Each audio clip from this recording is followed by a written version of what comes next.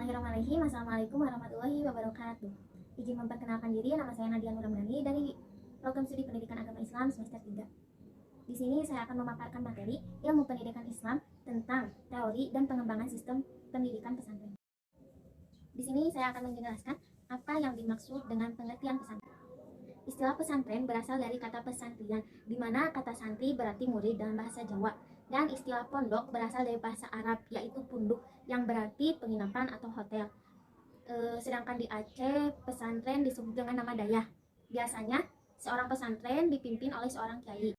Menurut Imam Nabawi, pondok pesantren adalah lembaga pendidikan dan pengajaran agama Islam, umumnya dengan cara non-klasikal, di mana seorang kiai mengajarkan agama Islam kepada santri-santri berdasarkan kitab yang ditulis dalam bahasa Arab oleh ulama pada abad pertengahan, dan para santri biasanya tinggal di pondok atau dalam asrama di dalam pesantren tersebut. Unsur-unsur pesantren ada 5. Yang pertama, pondok. Pesantren pada dasarnya adalah lembaga pendidikan yang menyediakan asrama atau pondok sebagai tempat tinggal, sekaligus tempat belajar para santri di bawah bimbingan para kiai. Yang kedua, masjid. Masjid tempat bersujud. Di samping berfungsi untuk tempat beribadah, masjid juga berfungsi sebagai pelaksanaan pendidikan. Di zaman Rasulullah SAW, masjid juga berfungsi untuk mendiskusikan masalah-masalah. Yang ketiga adalah santri. Santri merupakan elemen yang penting di sebuah lembaga pesantren. Santri itu terdapat santri yang mukim dan santri yang kalam. Yang keempat adalah pengajaran kitab-kitab Islam klasik. Kitab klasik di pesantren adalah kitab kuning. Bukan berarti kitab ini warna kuning. Yang dimaksud adalah kitab yang ditulis oleh para ulama salaf di abad pertengahan yang berisikan huruf Arab gundul tanpa adanya harokat, tanpa adanya harokat. Yang kelima adalah kiai. Kiai merupakan sebuah tokoh sentral dalam pesantren. Wibawa dan karisma kiai menunjukkan maju atau mundurnya pesantren. Macam-macam pesantren ada 3. Yang pertama, ada pesantren tradisional. Pesantren yang hanya mengajarkan ilmu agama Islam saja, umumnya disebut pesantren salaf.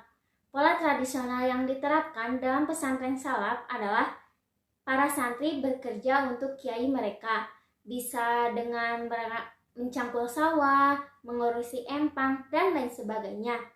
Dan sebagai balasannya, mereka diajari ilmu agama oleh kiai tersebut. Ada pesantren modern. Ada pula pesantren yang mengajarkan pendidikan umum, di mana persentase ajaran lebih banyak ilmu-ilmu pendidikan agama Islam dibandingkan ilmu umum, seperti matematika, fisika, dan lain sebagainya. Ini sering disebut dengan istilah pesantren modern, dan umumnya tetap menekankan nilai-nilai dan kesederhanaan, keikhlasan, kemandirian, dan pengendalian diri. Yang ketiga adalah pondok pesantren komprehensif. Pondok pesantren ini disebut komprehensif karena merupakan sistem pendidikan dan pengajaran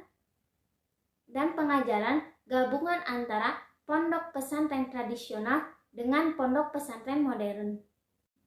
Sistem pengembangan pendidikan pesantren. Sistem pendidikan adalah totalitas interaksi dari seperangkat unsur-unsur pendidikan yang bekerja secara terpadu dan saling melengkapi satu sama lain, menuju tercapainya pendidikan yang telah mencapai cita-cita bersama para pelakunya.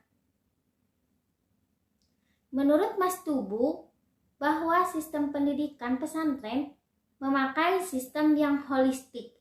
Artinya para pengasuh memandang kegiatan pembelajaran yang ada dalam pesantren merupakan kesatuan lebur dengan totalitas kegiatan kehidupan sehari-hari yang memunculkan sikap saling menghormati pola pendidikan dan pengajaran. Pesantren erat kaitannya dengan tipologi pondok pesantren maupun ciri-ciri pondok pesantren itu sendiri. Dalam melaksanakan proses pendidikan sebagai pesantren di Indonesia umumnya menggunakan beberapa sistem pendidikan dan pengajaran yang bersifat tradisional. Pendidikan tradisional pesantren ada 3. Yang pertama, sorogan. Sistem pengajaran ini adalah dilaksanakan dengan jalan santri yang biasanya pandai menyorokkan sebuah kitab kepada kiai untuk dibaca di hadapan kiai. Yang kedua adalah wetonan.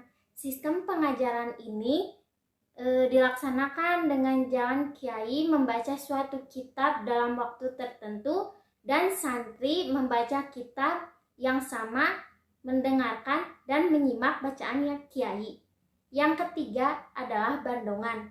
Sistem pengajaran ini serangkaian dengan sistem sorogan dan wetonan. Adalah bandongan yang di dalamnya praktek dilakukan saling kait-mengkait dengan yang sebelumnya. Selanjutnya, pengembangan sistem pendidikan pesantren. Sejalan dengan perkembangan zaman, lembaga pendidikan pesantren juga tidak menutup diri untuk mengadakan pembaharuan-pembaharuan, baik metode maupun teknis dalam pendidikan pesantren itu tersendiri.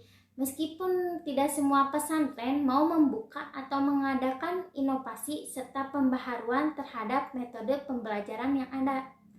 Pada awal berdirinya pondok pesantren, metode yang digunakan adalah metode wetonan dan sorogan bagi pondok non-klasikal.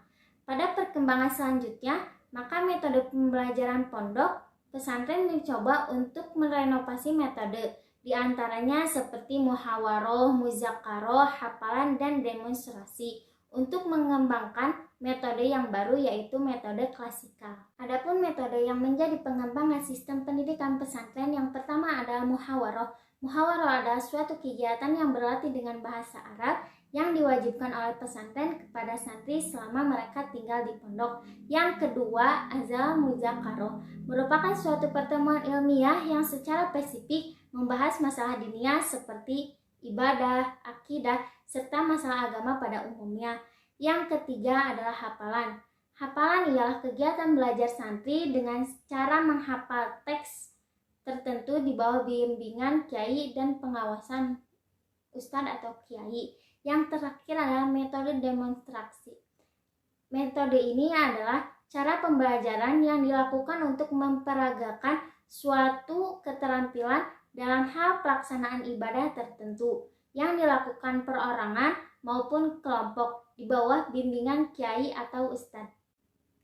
Adapun fungsi pondok pesantren ada 3, yaitu sebagai lembaga pendidikan, sebagai lembaga dakwah, dan sebagai lembaga sosial. Kesimpulan, pesantren adalah tempat pendidikan agama dan pembentukan kepribadian seorang muslim. Santri menuntut ilmu di pesantren berharap menjadi manusia yang memiliki pemahaman agama yang baik. Setiap pendidikan yang kita tempuh selalu mengalami perubahan dan sistem pendidikan yang baik. Pendidikan baik di lingkungan pesantren maupun tidak. Dan dalam pendidikan perlu adanya pengembangan sistem dalam pendidikan. Karena selain daripada temuan baru, tetapi juga sebagai tuntutan seiring berkembangnya teknologi saat ini. Sekian presentasi yang bisa saya sampaikan. Mohon maaf apabila ada salah. Wassalamualaikum warahmatullahi wabarakatuh. Terima kasih.